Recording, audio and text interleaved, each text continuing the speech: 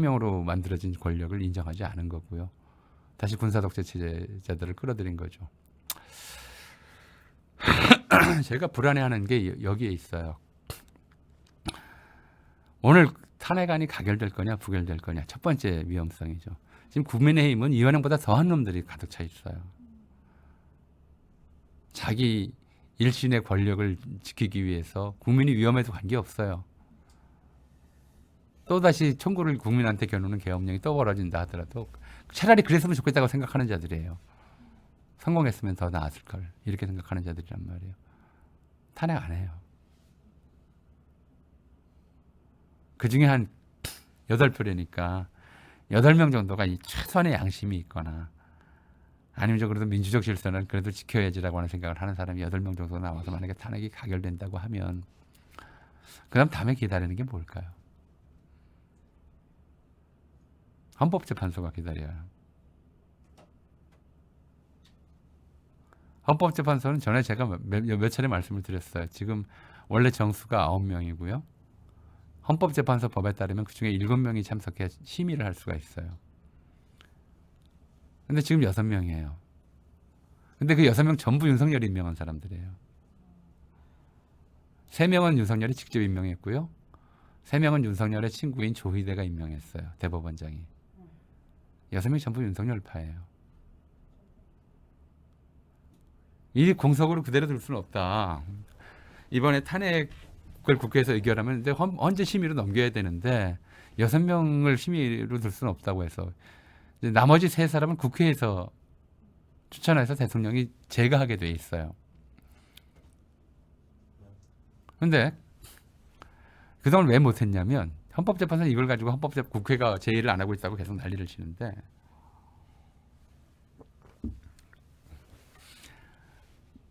민주당은 계속 의석 비례로 민주당이 2명, 국힘이 1명 이렇게 추천하자 주장을 했고 국힘은 민주당 1명, 국힘 1명, 나머지는 둘의 합의로 추천하자 이렇게 해왔어요. 그래서 엊그제 너무 급하니까 상황이 민주당에서 2명의 헌법재판관 후보자를 일단 좀 선정을 했어요. 나머지 1명은 이제 국힘 니네가 선정해라 이런 거죠. 근데 국힘 인정 안 해요. 설사 인정을 해서 합의를 했다고 급하니까 합의를 하자. 그럼 민주당이 양보를 해서 그러면은 우리가 1명만 할게 니네가 2명 임명해라. 이렇게 한다고 치더라도 첫 번째 가능성. 윤석열이 제거를 안 하면 근데 탄핵을 하면 이제 한덕수가 제거를 해야 되겠죠. 제거를 안 하면 그 헌재가 구성이 안 돼요. 전부터 그런 얘기가 나왔어요. 윤석열이 탄핵을 막기 위해서 헌재 구성을 안 할 거다 임기 말까지. 아무것도 결정을 못하는 채로 나라가 망가지더라도 자기 탄핵안을 의결 못한다고 하는 것이 이제 첫 번째 가능성이에요. 한덕수가 만약에 권한대행이 돼서 이제 이걸 결재를 하면 이제 헌재가 구성이 되겠죠. 9명이 되겠죠. 그러면 그 중에서 6명이 찬성을 해야지 되는데 6명 다 윤석열 사람들이란 말이에요. 일당이에요. 아니 6명이 아니죠. 국힘 7명 내지 8명이 윤석열 일당인 거예요. 전부터요. 윤석열의 최측근에서 그런 소리가 나왔어요. 윤석열이 국정 동력을 회복하는 방법은 노무현식 방법밖에 없다. 라고. 이게 무슨 얘기냐면 국회에서 탄핵당하고 헌재에서 기각당하면 지지율이 다시 오를 거다. 이 시나리오가 있다는 거예요. 그러니까 윤석열이 쿠데타 이 내란을 벌인 이유는 바보라서 그냥 자기 말에 총을 쏜 게 아니라 외국 언론 보듯이 첫째 성공하면 좋고 평생 정권 잡는 것이고 실패해도 자기는 탄핵 안 당한다. 라는 자신감 있었던 거예요. 검찰이 수사할 거냐? 검찰이 수사하면 뭐라고 그러겠어요? 내란은 아니다. 적법한 헌법적 권리 행사다. 이렇게 할 거 아니에요. 수사기관들은 몇 가지 시나리오를 다 봤겠죠. 그 바보들이겠어요? 제일 나쁜 케이스가 탄핵당하는 건데 탄핵당해도 괜찮다. 헌법재판소가 기각할 거다. 아직도 그런 믿음을 가지고 있어요. 그래서 거기다가 사인을 주는 거예요. 국힘한테. 탄핵하지 마라. 해봤자 안 된다. 대신 너희들이랑 같이 정권을 운영할게. 이런 얘기를 하고 있는 거란 말이에요.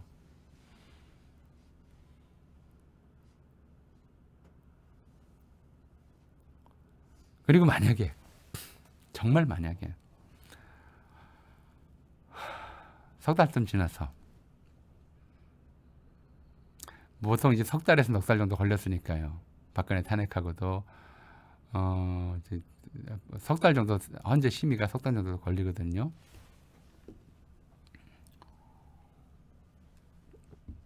석 달 사이에 이제 여러 가지 사법부와 관련된 일들이 좀 나올 수 있어요. 이재명 항소심 재판, 조국 대법 재판 결과 이런 것들 다 나올 수가 있죠. 뭐 어떻게 판결할지 잘 모르겠어요. 만약에 헌재가 기각하면 어떻게 할 건가요? 우리가 오늘 가서 국힘 탄핵에 동참하라고 100만 명, 200만 명이 모여서 100만 명이 모여서 시위를 해서 그래서 국민의힘 일부 한 몇 사람이 조금이라도 양심이 있어서 탄핵에 동참을 해서 탄핵에 가결됐다고 치고 헌재가 기각하면 어떡할 건가요? 어떤 일이 벌어질까요? 저는 아직도 갈 길이 멀다고 보는 게 그런 거. 이집트 같은 일이 벌어질 수. 이 사람들은 국익에 관심이 없어요. 나라가 무너지든 경제가 망하든 국민이 아무리 많이 피를 흘리든 자기 권력만 유지하면 되는 사람들이에요. 그런 사람들이 너무 많아요. 우리 사회에. 좀비 같은 사람들이죠. 이성도 양심도 없고 욕망만 있는 그런 존재들. 그건 좀비라고 그러잖아요. 좀비 영화가 달래 만들어진 게 아니에요. 처음부터 좀비 영화는 파시즘에 대한 환유라고 그러거든요. 파시즘을 비유한 거예요. 사람들이 이성과 양심을, 각자가 이성과 양심을 잃어버리고 전체가 똑같아야 된다고 하는 이른바 전체주의적 사고와 자기 욕심을 달성하는 것이 인생의 최고의 목표라고 믿는 그런 믿음을 가지면 어떻게 되냐면 남의 피를 빨아서라도 내 배를 불려야 된다고 하는 그런 사고방식. 모두가 똑같이 우리 같은 생각을 가져야 된다는 사고방식으로 모두가 통일돼요. 그 통일에 대한 열망을 가진 자들이 바로 좀비예요. 좀비 문화가 사실 우리 사회를 지배하고 있어요. 그런 생각하는 사람 많아요. 남의 피를 빨아서라도 내 배만 채우면 된다는 사람 굉장히 많거든요.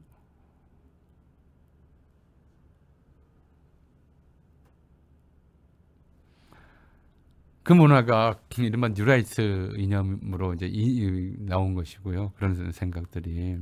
이 정권이 바로 이런 좀비 정권이에요. 정권만 좀비 정권이 아닐 뿐만 아니라 그 주변에 기득권 집단 자체가 좀비화되어 있어요. 다시 질문을 해야죠. 저한테 질문하는 거예요. 헌재가 기각하면 어떻게 할 것인가. 오늘도 이 와중에 윤석열이 한 사람의 인사안을 제거했어요. 진실화해위원장을 새로 임명했어요. 그 사람이 누구냐면 헌법재판소의 재판관의 처형이에요. 헌법재판소하고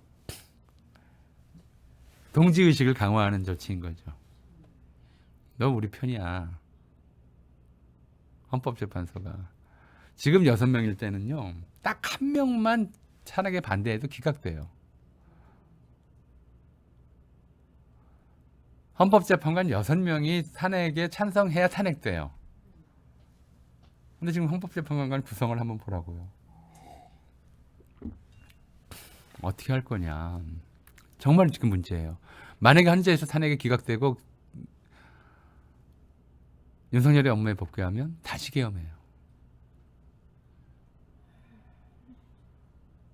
이번엔 실패하지 않겠죠. 노무현이 인기가 참 없었어요. 2004년도에. 지지율이 20%였어요. 20%대였어요. 그래서 탄핵되고 탄핵 기간 중에 실시된 총선에서 열린우리당이 과반수를 얻었어요. 탄핵 역풍이라고. 그래서 역풍이라는 말을 계속 해왔던 거예요. 우리가 역풍 하는 게 그런 거였거든요. 괜히 그 당시에 한나라당이 노무현 탄핵해서 역풍 맞았다 이런 얘기를 하는 거잖아요. 근데 이건 뭐 이 와중에서는 이제 당연히 선거를 바로 치를 게 아니라 다시 계엄을 할 거예요. 그리고 다시 이제 좀 더 강화된 지지 기반을 가지고 똑같은 일을 치르겠죠. 왜 지금이냐? 일정을 계산한 거예요, 자기들이. 왜 몇 달 뒤도 아니고 몇 달 전도 아니고 이 시점인가? 제가 따져보니까 그렇더라고요. 국회 해산하고 헌법 개정하고 헌법재판소 판결하고 뭐 이런 식의 일정들을 계산해 보면 저 인간들이 그러고는 않겠다. 내년 3월쯤에 헌재 기각 판정 받고 다시 복귀해서 다시 계엄하고 그리고 이제 내년 그 여름부터 헌법 개정에 착수해서 한 석 달 헌법 개정하고 겨울에 헌법하고 내후년에 이제 완전 독재 체제를 만들겠다. 이미 미국이 윤석열 정부에 대해서 이건 말이 안 되는 짓이다. 한미동맹은 어떤 대통령이나 정권의 차원을 넘어선다라고 강력히 경고를 했어요. 그런데도 지금 바이든은 물러나기 직전이고 트럼프는 아직 취임하기 직전이고 이 공백성 테러로서 1차적인 계엄을 했던 것이고요. 이제 이미 한 이상 이젠 물러설 수가 없어요. 내란죄로 들어가서 사형 선고받고 평생 감옥에 있느냐 아니면 또 쿠데타를 하느냐. 윤석열이 선택할 건 그밖에 없어요. 우리는 뭘 선택하겠어요. 이왕 죽을 몸인데. 김건희는 뭘 선택하겠어요.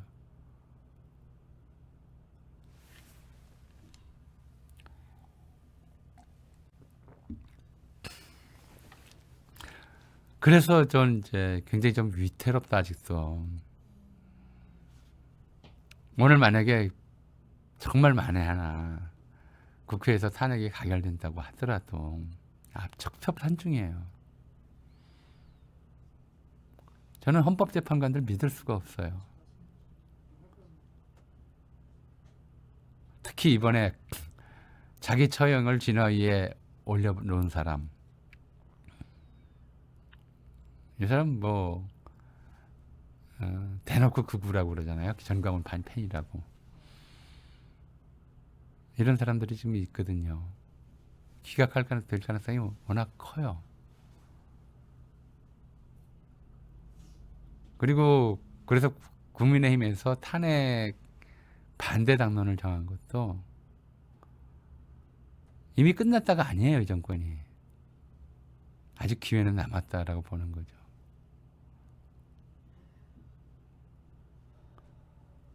그리고 그때 되면 이제 광주항쟁보다 더 끔찍한 결과가 나올 수도 있어요. 내년 봄에. 생각하면 좀 아찔아찔해요. 매 순간순간이. 그럼 어떻게 해야 되느냐? 이 자들은 양심도 없고 양심이 일단 기본적으로 없어요. 근데 뭐가 있냐면 대신에 겁이 많아요. 늘 그래 왔어요. 어제 그 얘기를 했잖아요. 왜 시민들은 밤중에 맨몸으로 총을 막아가면서 이 내란을 막으려고 했는데 너희 고위 관리들 그런 놈이 왜 하나도 없느냐. 장관이라는 놈도 장군이라는 놈도 이거 막으려고 정말 열심히 직을 걸고 시민들은 목숨을 거는데 그까지 직 하나 못 걸어서 그러고 있느냐. 이런 얘기가 나와도 아무 말 못하잖아요. 겁이 많아요. 가진 게 많아서 그런지. 방법은 없어요. 겁을 주는 것밖에는 사실은 그렇습니다. 시민들의 얼마나 많은 사람이 이게 윤석열 탄핵을 원하는지를 보여주는 거 말고는 방법이 없는 거죠. 그게 이 현대민주주의의 사실은 딜레마예요. 헌법재판관 한 사람의 마음을 돌리기 위해서 수백만 명의 시민들이 몇 시간씩 추위에 떨어야 돼요. 그게 우리 사회의 고질적인 문제예요. 그렇게 수백만 명이 나가도 헌법재판관 한 사람의 마음을 돌릴 수 있을지 없을지 미지수인 이 불안감. 이게 이제 현재 민주주의의 위기적 징후, 위기 상황이라고 말씀드렸던 거죠. 민주주의가 아니라 엘리트주의로 자꾸 가고 흐르고 있다고 제가 말씀을 드렸고, 민주주의는 엘리트주의의 반대말이다라고 여러 차례 말씀을 드렸던 게 바로 이런 거거든요. 누가 봐도 뻔해요. 이건 국민을 상대로 전쟁을 하려고 했던 거예요. 아니, 국민을 총칼로 국민의 권리를 뺏으려고 했던 거죠. 반역죄예요, 사실은. 내란이라고 법률적 표현이 내란이지만 반역죄인데, 반역죄 가담자, 공범자들이 너무 많아요. 국민 주권을 아예 빼앗고 자기들끼리 그냥 평생 해먹었으면 좋겠다고 생각하는 사람이 워낙 많죠. 선거 왜 해요? 선거할 때마다 불안하게. 이렇게 생각하는 사람 많거든요. 그래서 지금 사실은 오늘 탄핵안이 통과된다 하더라도, 가결된다 하더라도 아직도 계속 위험하다. 아직도 계속 위태롭다. 윤석열이 직무에 복귀하는 거에 대비해야 되고, 그러기 위해서는 앞으로도 힘든 일들을 계속 몇 달간 겪어야 될 거다.